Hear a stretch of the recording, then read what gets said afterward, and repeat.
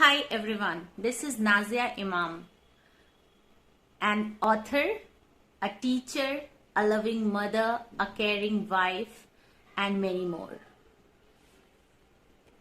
After teaching in CBSE board schools for 10 years, I observed that children are facing many challenges in their day-to-day life. And being a very affectionate teacher of them, I decided to write my books for them, in which they will find the possibilities to solve their daily life problems according to the fifth generation of our nation. I took a break from my job and started writing book. During Corona, I have written a book, Aadab-e-Mohabbat.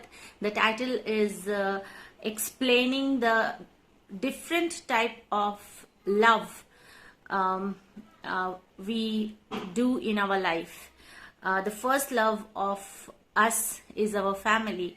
So it explains a variety of love the people go through in life. And it is on Flipkart.